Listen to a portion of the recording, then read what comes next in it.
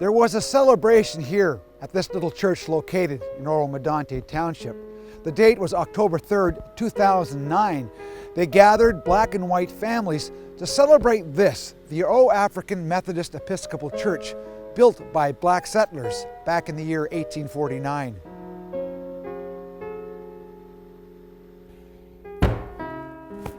It's cold in here, no electricity, but that's never changed for this building. The floor has, though, used to be an exposed dirt floor. And over here, if you look closely, you can still see the original logs underneath the whitewashed walls. Yeah, if they could talk. The church serves to remind us of the contributions and achievements that the black settlers in this area made, as well as the hardships they faced during that time. This church says they were here. It's a testament connecting the spirits of yesterday to the descendants of today.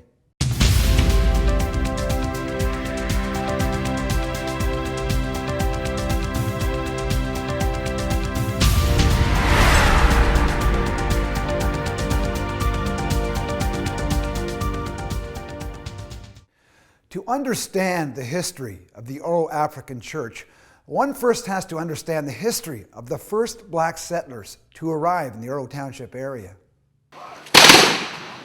Following the War of 1812, the Penetanguishene Road that ran from Kempenfelt Bay to Penetanguishene was upgraded. The British figured that if the Americans were to attack again from the Georgian Bay region, they needed to ensure they would have a proper supply route to access their outposts and thwart the invaders.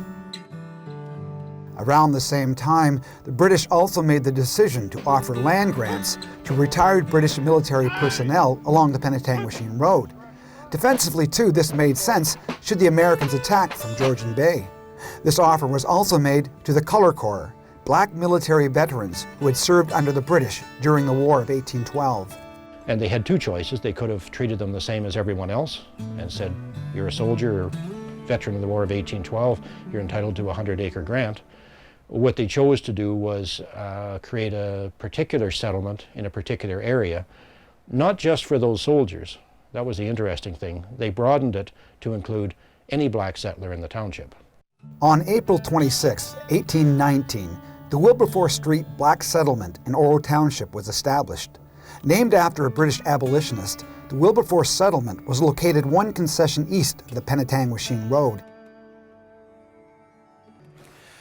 Initially, 25 land grants were given to black military veterans, but only 9 of those were acted upon. Thus began the first wave of black settlers to the area. We are going to have one mic. It's going to be for the pastor. The organizing committee for the Oro African Church celebration have gathered in preparation for the big day, which will include a noon service on the African Church grounds, followed by a concert at nearby Trinity Church in Oro-Medonte. Whenever this event takes place, if you want to get an idea how important it is, wait until you see the crowd that's here. The black community's history was left unheard of by many. And today we are trying to establish it in our schools.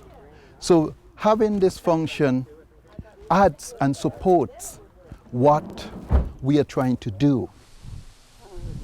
Collingwood resident Helen Miller, her great-grandson and daughter are visiting the graves of some of their ancestors buried here at Bethel Union Cemetery, just north of the village of New Lowell in Clearview Township. Which one is your grandfather? Do you remember? Bethel Union is a pioneer cemetery with both blacks and whites buried here, many in unmarked graves. More of Miller's family are buried in unmarked graves on the grounds of the Oro African Church. It's a lot, you know. There's a lot of the family there. I think all of the family later on went there, you know, because they had moved around. And moving around is much of Helen Miller's own story, growing up in a family that was torn apart after her mother's death. A story that she would not talk about until recently. We just couldn't take it anymore, so I ran away. And my sister tried to follow, but she got caught in the fence. I could hear the further I got, the further her voice went. And so I started crying. And but I kept on running because I knew if I got back, I get beat with the willow gad, you know, that my aunt used to beat us with. Yeah, the pain's all gone. Like a door opening for the first time, information, stories, the history of black families as they attempt to discover their roots are coming to light, some for the first time. I didn't know half of this stuff, and I was so taken aback at some of the things that she said. So I'm finding it very interesting. This whole process is opening my eyes and my ears, and I'm getting more excited to learn more about our family. For Helen Miller, discovering her history is knowledge, and that should not be suppressed. Everyone tried to let it alone, leave it alone, leave it alone. But I mean, if you leave it alone, why, I mean, heaven only knows who you'd marry. I could marry my own brother if we'd have been parted, or my own close cousin or whatever. So we have to know. We really have to know. We can't be enslaved by other people. We can go on buses, we can share the same fountains, we can go to the same schools. We have our own freedom now. So we've got to find out who we are and let people know that we're here, you know, that we are here. The Wilberforce settlement was a government-sponsored initiative. Now, some of the black settlers arriving to this area may originally have been escaped slaves, going on to fight for the British during the War of 1812, fearing an American invasion and a return to slavery. But this was not, as many had once thought, the northern terminus for the Underground Railway. In the 30s and 40s, there were even problems with Americans coming into Canada to recover slaves.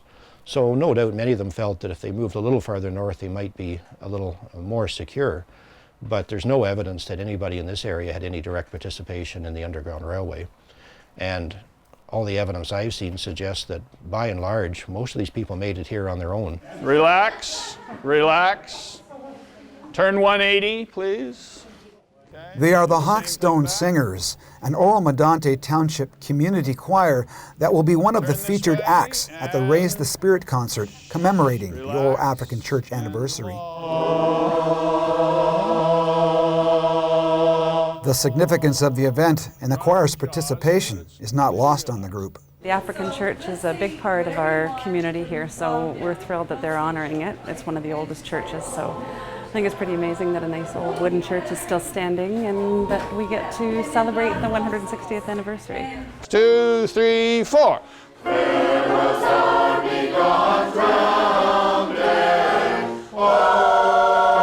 On that day, I am going to feel so proud. I'm going to be proud to be a part of it, but also proud that everyone has pulled together so well to make this such a special event and to make it happen. Stop singing notes tonight. Start making music.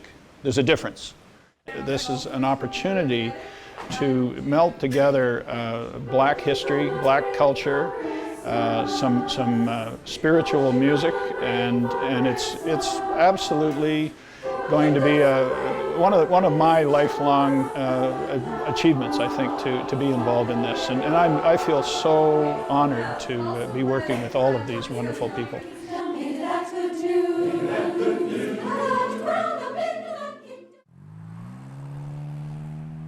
For many, the Oro African Church is a curiosity. The last regular services at the church ended in the early 1900s. The building was eventually abandoned and had fallen into ruin. It was a poem written in 1945 by a Professor J.G. Hume that was published in the local newspaper that turned things around. The poem, entitled The Deserted Church, inspired local teacher W.R. Best and other area residents to raise funds and bring the building back to life. Can I get to it? Let me go first. 81-year-old Hillsdale resident Margaret Davenport Cole may be legally blind, but her vision in another sense is just fine. This is the former Alma House in Hillsdale.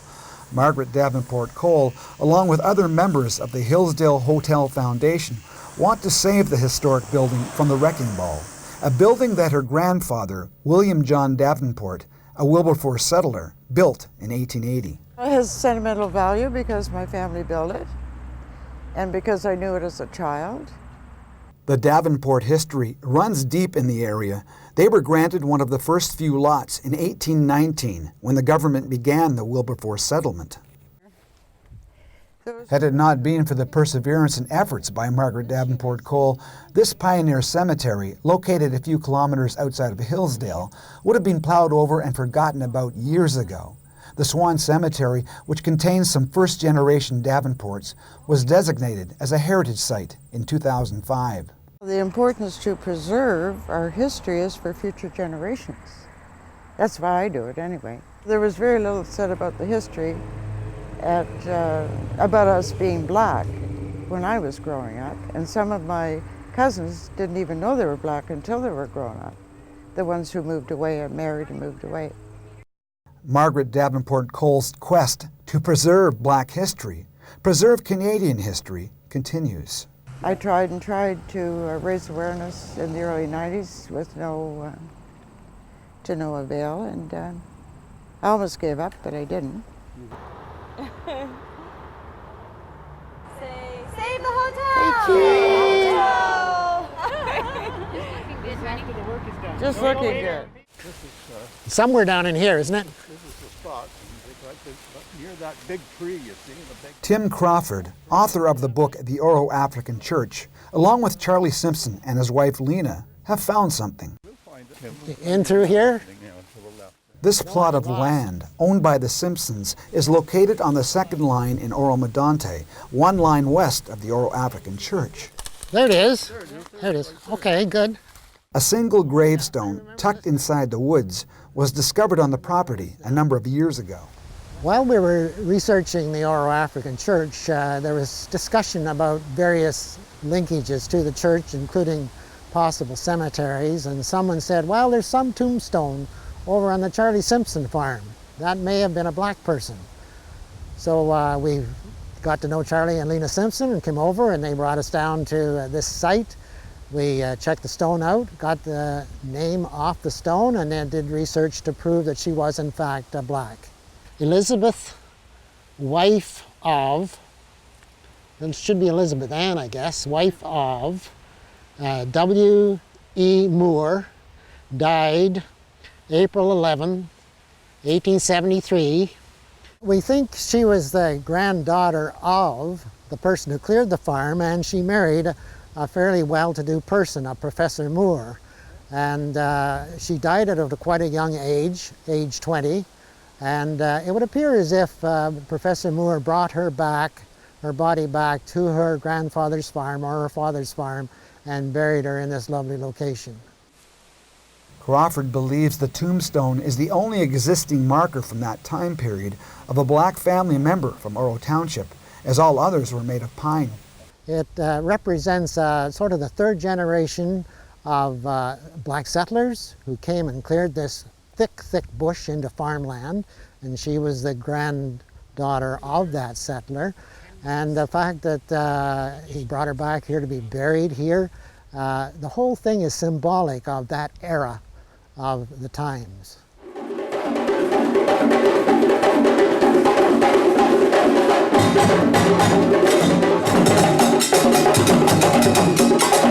Rudy Kwame Williams is the artistic director for the percussion band Baro Numba.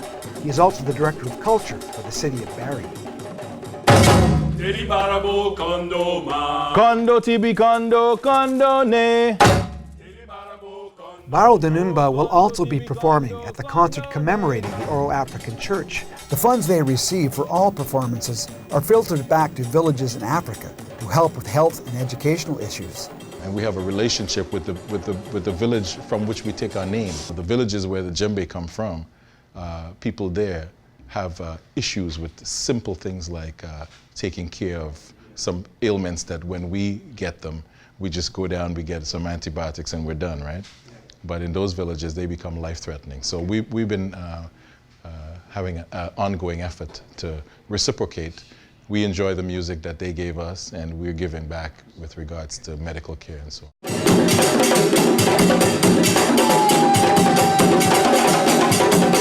It's really important, I think, to understand that the people that settled in that settlement were not without African culture. So I think when we go and we perform at this event, it will bring back some of their culture to the ceremony.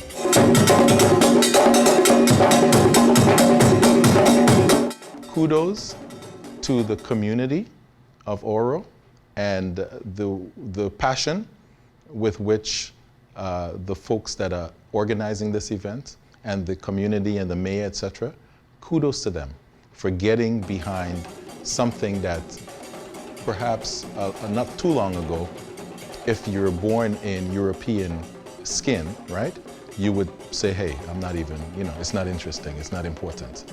But I say kudos to them because they recognize that it's a really important part of the history of the area, and I appreciate the way in which they're celebrating it. And that's one of the reasons why I was very interested in participating and for our group to participate.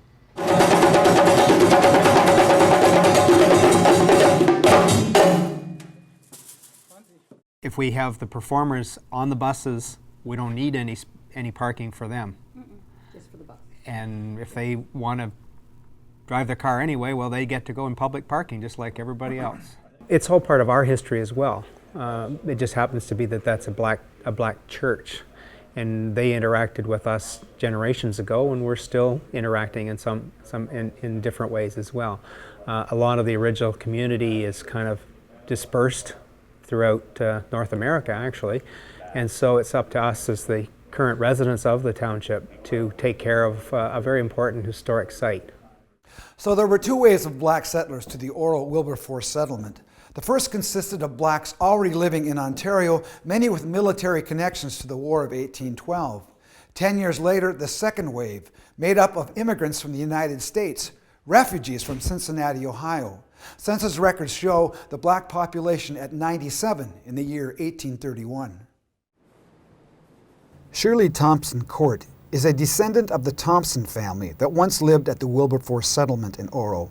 Her grandfather, John Allen Thompson, a devout Christian, used to preach in front of the hotels in downtown Barrie.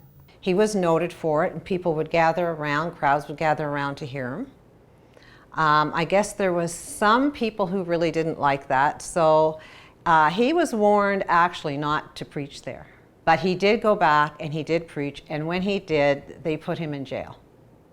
And when the townsfolk found out, they went to the jail, broke in the door of the jail, and got him out of there. Thompson Court's great-uncle, James Thompson, was the last of the black family settlers to leave Oro Township. He was buried on the grounds of the Oro African Church in 1949, lying among the other black settlers in their unmarked graves. Some people were escaped slaves, some were freemen, some were from the Ranchis Colored Corps. So they were afraid really to talk about what and where they were from because there was a chance that they could be taken back. I think the younger generations, yes, don't have that fear that the older people had because they didn't have those experiences. They didn't come here, they weren't told by their parents not to talk to anybody. So yeah, certainly the younger generation is inquisitive, wants to know what the story is. The fact that the church has withstood the test of time is a good indication of the strength and fortitude of the people that came here. The church is a symbol. It's still there. They're still celebrating, and I think probably my ancestors would be very pleased that there's another celebration 160 years later. In 2003, the Oro African Methodist Episcopal Church and the unmarked cemetery surrounding it were designated a National Historic Site. This is who we are. No. Yes, it is, and we look around, and the wood's still here. Carolyn Wilson and her mother's family connections to the Wilberforce settlement draws them back to the Oro African Church time and time again.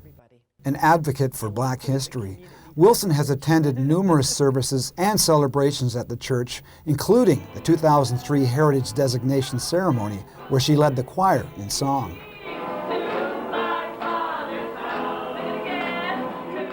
Give me that old-time religion, give me that old old-time religion, give me that old. Music was the heart and soul of our people. We could, in church particularly, with the songs and spiritual music, we could pass along secret codes and messages, or music, we could express our inner feelings, our frustrations, or our hopes and aspirations.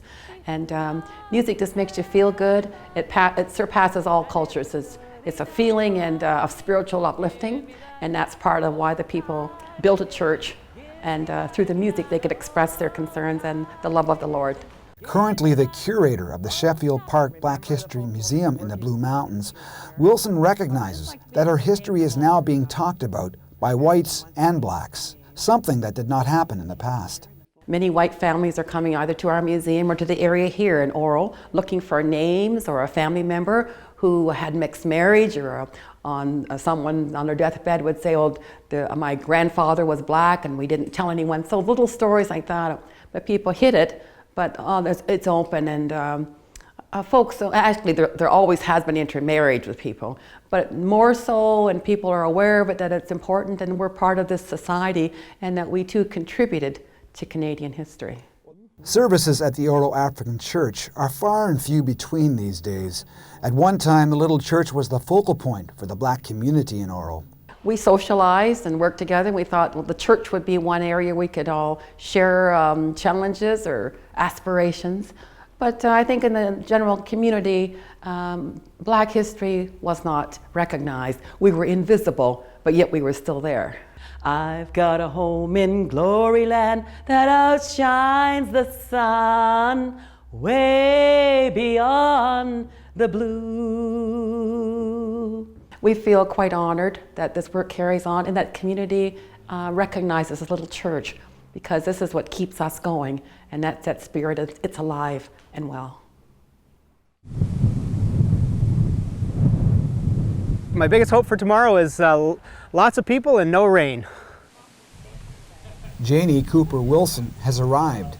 A Wilberforce descendant, she currently lives in Chatham, where she is the executive director for both the Chatham-Kent Black Historical Society and the Silver Shoe Historical Society in the Stayner-Collingwood area.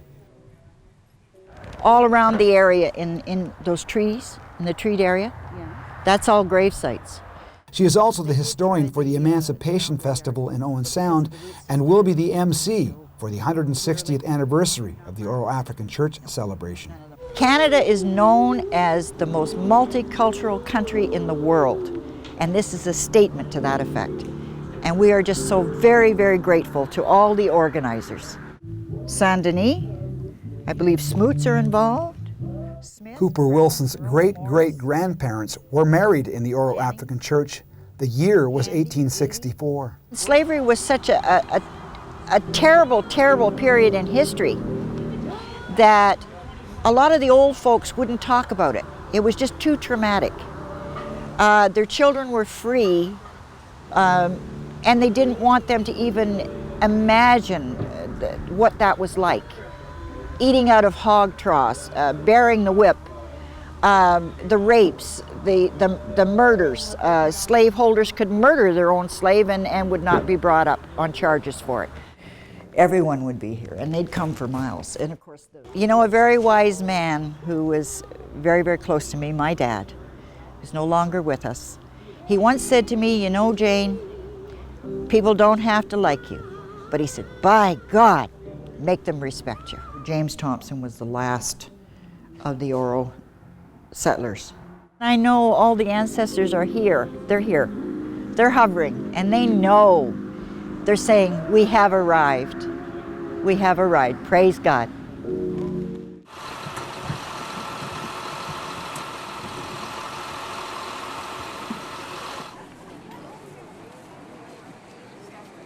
They would be so happy to know that so many people of so many different races and cultures have come here today to honor them. We stand over their graves. Their spirits are among us today. Their tears rain upon us.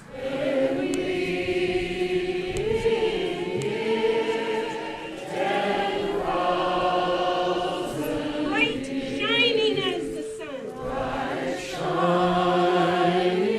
as the sun. feel it. I really feel at home. Like, you know, I've accomplished. My heart's content.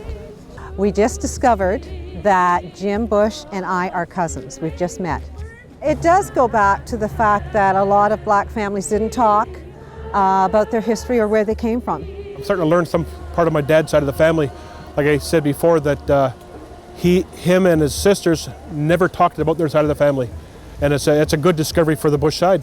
It gives me a place. I think it's really interesting that we got to come here to see this church because it's so old and it has to do with our history. It encourages us to do things in the future.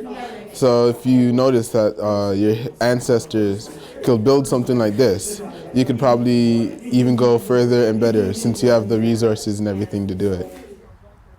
In what year was this church built? We focus on teaching about the history of African Canadians and, you know, where were we at the War of 1812? Where were we at the signing of, you know, important papers and different wars? What role did we play in Canada's history? So I think it's important for them to be exposed to information about their identity and their sense of themselves. That's what was really critical for them to develop at that time in their lives.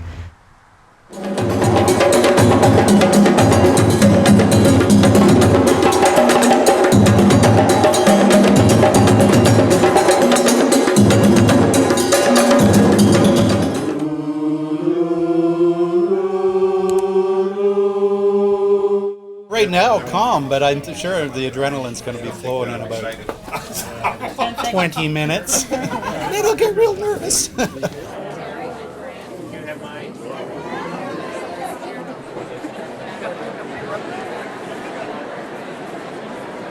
She is the matriarch now of all the Oro descendants.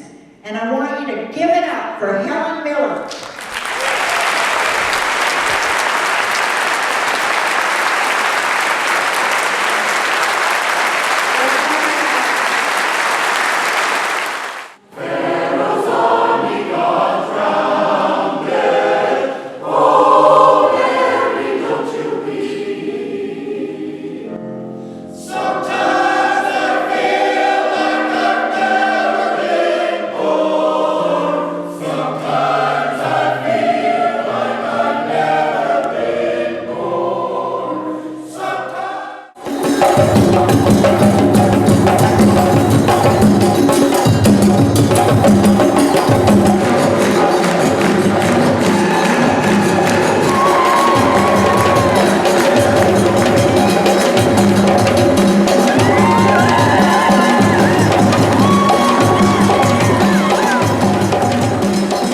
Bringing back feelings that I haven't had in years.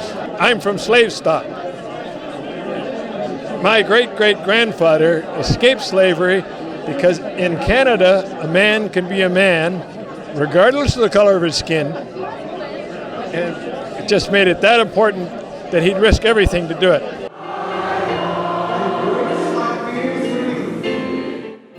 I don't know what to say because it just fills my heart.